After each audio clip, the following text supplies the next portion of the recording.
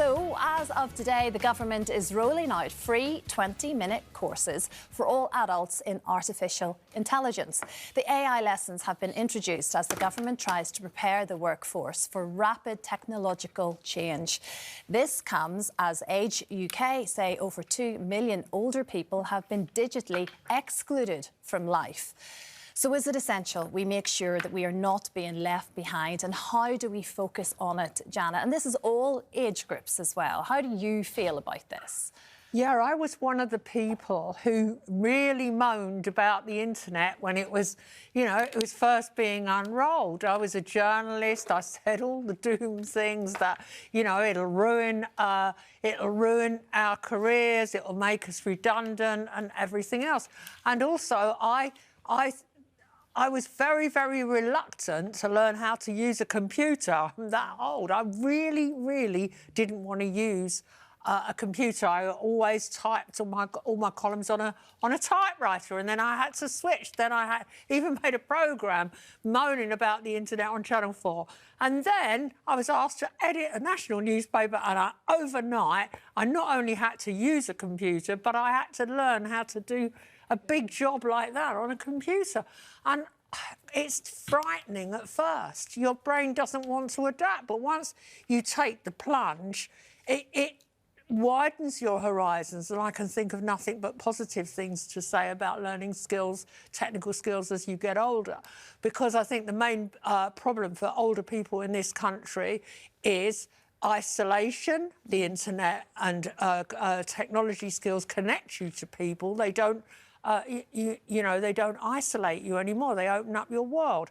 But these AI courses, of course, there's going to be a lot of criticism of them because they say, well, the jobs market is shrinking, and the jobs that are shrinking are being devoured by technology and by AI. But I want to learn the skills. I want to be able to use AI in my work to get rid of all the boring jobs. Like if I'm going on a journey, like I'm touring at the moment, I want to use AI to make it easier. And so do you though, Janet? I'm just starting to use AI to plan routes and to plan places to stay, and I can see that it is really helpful. But you've got to open your brain up to it. You've got to be receptive. Well, it's not that I'm not receptive. I am receptive, and I'm trying to learn and grow with technology because you do have to know how to use these things.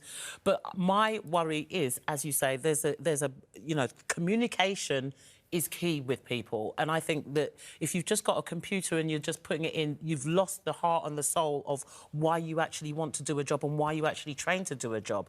I'm an accounts payable trained, and as an accounts payable manager, I would do reconciliations on the paper.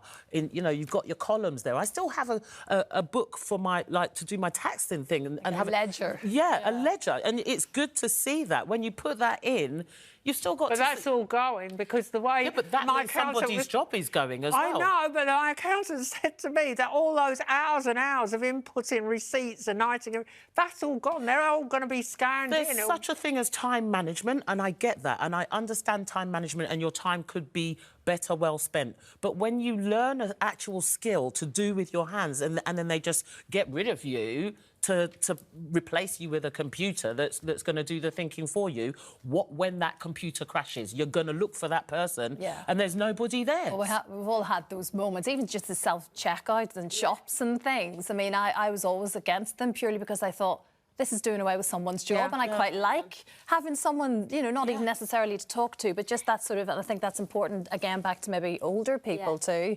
I always kind of assumed as well when it came to performers and singers and dancers, you're fine. AI can't do that. But then you look at ABBA's big show, of course, and you think, oh my gosh, really genuinely, no job is safe, potentially. People enjoyed it, but there was also a lady who had the R&B, she's number one.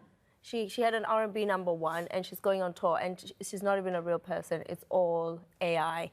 And it's very scary, but people do enjoy it. I'm in two minds about it because I flew yesterday actually from Germany, and we were going through the airport, and there were all these machines that were being built up, and there were only 2 people there. But for me, what that meant was I could take my briefcase, I could slide it in a box, I'm gone, and I'm on an airplane. I did all of that in 15 minutes. So it made my life easier. But then at the back of my mind, I do think, gosh, these are people's jobs, you know? Like, South Africa's not as advanced when I go home, but I also think, oh my God, I'm so impatient, I can't do another queue. I want to be back in Britain because it's so quick. I know what you're saying about airports, but it's interesting, you say there's only 2 people left. Yeah. But the skills that are going to be required in the future are not the mechanical inputting skills that we're talking about. The skills that we're desperately short of are people with people skills. Yeah. And the people that when you have something go wrong or you need some personal help, the people that can respond to you and in an appropriate way.